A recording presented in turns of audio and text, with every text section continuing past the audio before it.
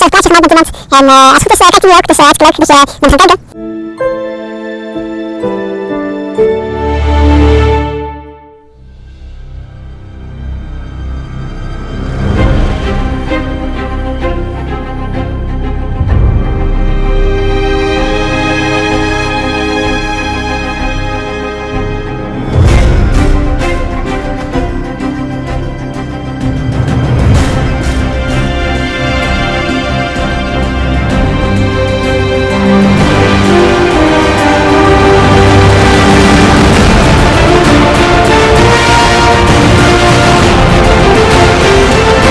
Een hele goede morgen en leuk dat je weer kijkt naar gloednieuwe vlog.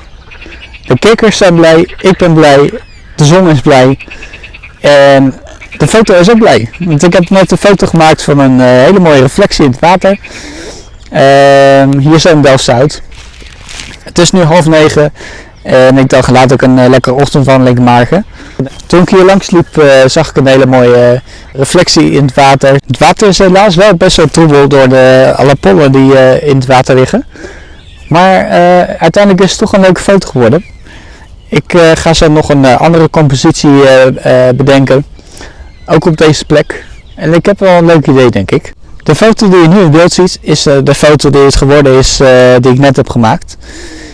De instelling die ik ervoor heb gebruikt is 1/160 van een seconde, f16 en ISO 100. Ik heb de wipbalans op direct zonlicht gezet, omdat die ook echt direct in mijn lens schijnt. Ik had net nog een gezellig praatje gemaakt met iemand en als het goed is kijkt hij nu ook, dus hartstikke leuk dat je bent gaan kijken. Ik heb net bij een camera ietsje gedraaid, iets naar de linkerkant toe. En ik heb de foto genomen, de instellingen die ik ervoor heb gebruikt. Ik heb de foto onderbelicht, 4 grote stops, dus dat zijn 8 kleine stops. En door het onderbelichten zie je ook de reflecties beter in het water. Ik heb nog 1 foto die ik graag wil maken voor de vlog. En dat is een foto van een stukje gras met allemaal bloemetjes erin. En op de achtergrond staat een huisje.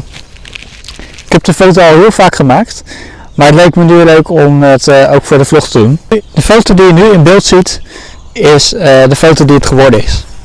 Ik heb een sluitertijd van 1/60 van een seconde gebruikt, f16 en ISO 100. Ik heb de foto iets overbelicht. Ik had namelijk geprobeerd eerst om onder te belichten, maar toen werd het huisje te donker. En dat is nou precies wat ik erop wil hebben. En dan ga ik voor nu de vlog afsluiten. Ik ga hier buiten de vlog om nog wat foto's maken. Allemaal heel erg bedankt voor het kijken. Vergeet zeker niet een blauw duimpje omhoog te doen als je deze video leuk vindt. Zondag ben ik er weer met een gloednieuwe vlog. En dan zeg ik zoals altijd, geniet van de foto's die nu in beeld komen. En say cheese.